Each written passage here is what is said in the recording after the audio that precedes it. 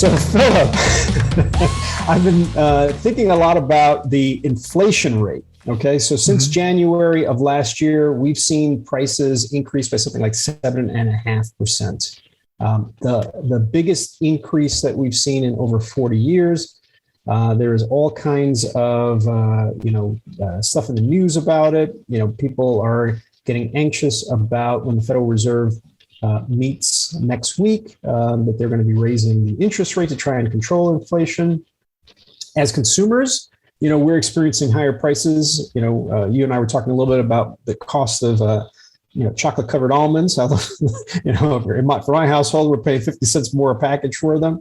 And I know that you've had some experiences with chlorine tablets and things like that. They've gotten really, really expensive.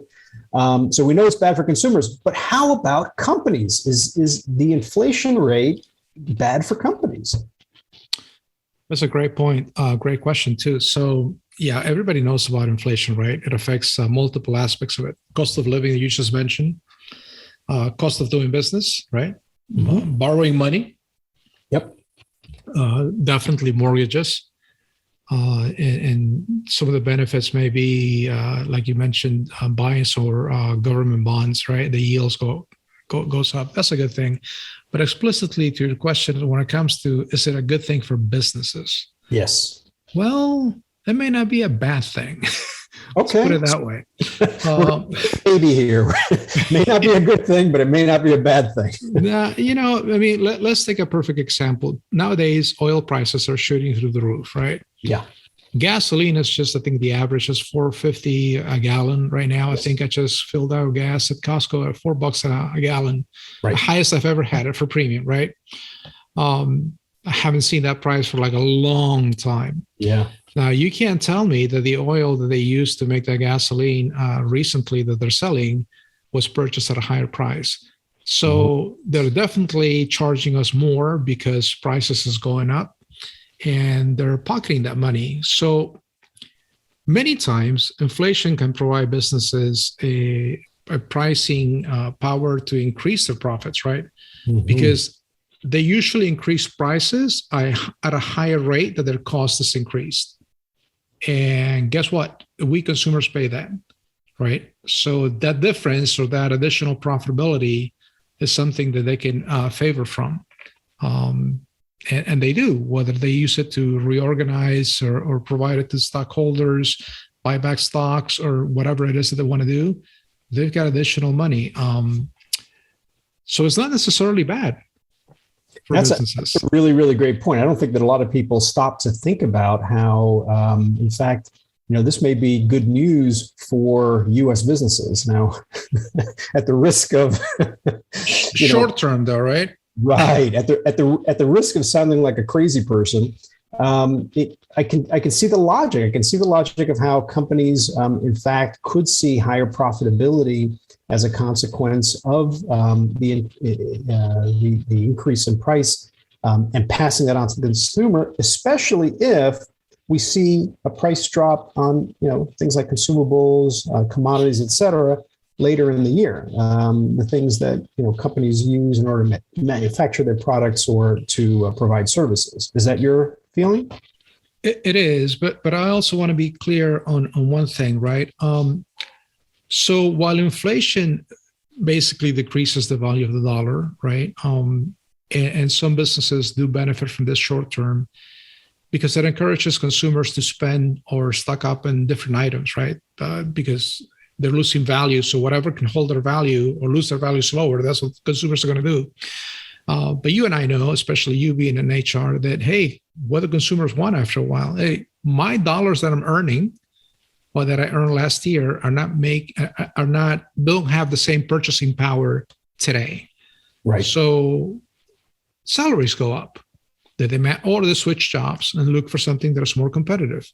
And that's what I was saying. Short term, you see the benefits on the businesses, but eventually it needs to even out, right? Because no one's going to be employed, especially with today's low unemployment rate, earning less than what they can when prices are going up. Well, it's a really good point. And, you and I had a conversation not so long ago where we were talking about how it is that salaries are on the rise as a consequence of a number of things. People through the Great Resignation, choosing to leave one employer, going to another employer, how that's driving the cost of wages up, if you will.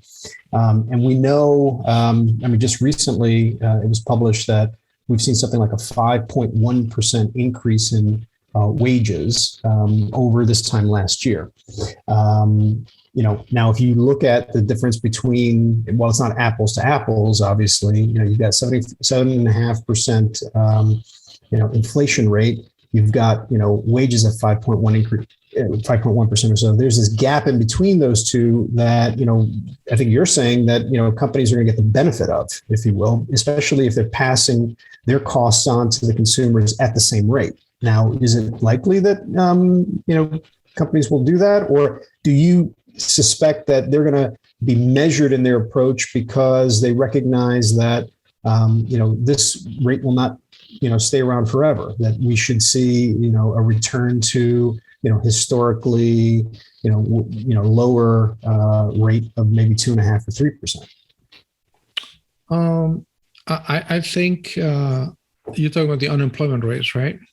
No, I'm talking specifically about, the cost of, services and goods and things like that.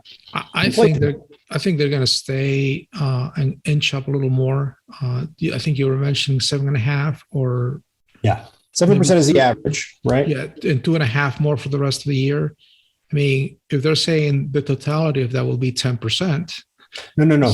What I read was that economists are saying that if you measure where we are today, it's 7.5% over last year. But they believe that by December, it'll be 2.5% over December of 2021. That's what they're saying. So yeah, and that's what I'm saying.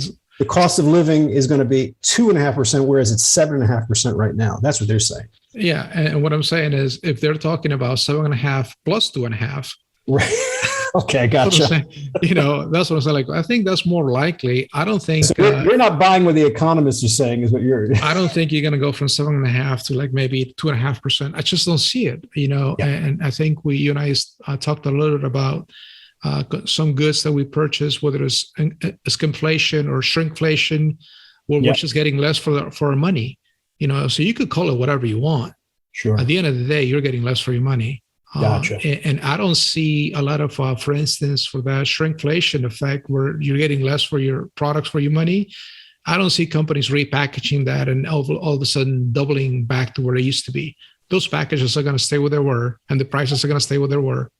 I think it's a really, really, really strong point. And, one of the things I was thinking about when I was reading some of the statistics on this is was just looking at it as, from a human nature perspective, right?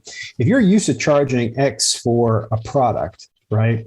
Unless it's some kind of commodity, we're buying sugar, or we're buying cocoa, or we're buying, coffee, some big commodity where, it really is affected. I think about packaged goods. That's most of what it is that people buy when they go to the grocery store, for example.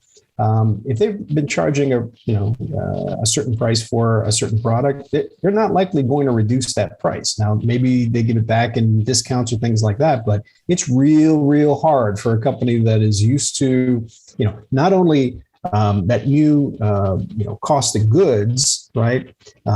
Of course, that gets baked into everything. It gets baked into the supplier relationships that they have and what they pay for their products. It gets baked into what they pay their employees. It gets baked into what they, especially for public companies, what it is that they tell analysts that they're going to be making. Yeah, I'm with you. I don't think they're going to roll it back by any significant level. Yeah, but one thing is for sure, look, regardless whether you're a business or a consumer, inflation basically means that the value of your dollar, if you get it in savings or it's just sitting on cash, is going to be less and less.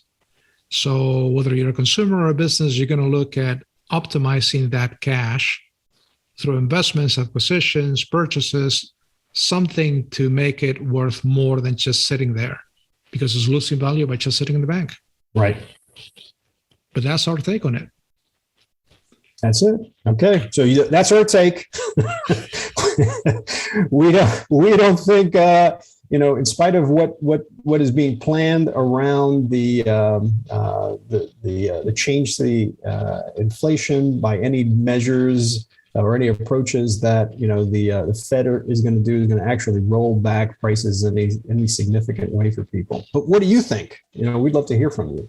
Absolutely. Please do let us know. Make a comment, like, subscribe. Tell us we're completely wrong. But be nice. Until next time, guys. On this one. That's right. Until next time, Carlos, what do we do? Be good. And do good, guys. Till next time. Okay. Ciao.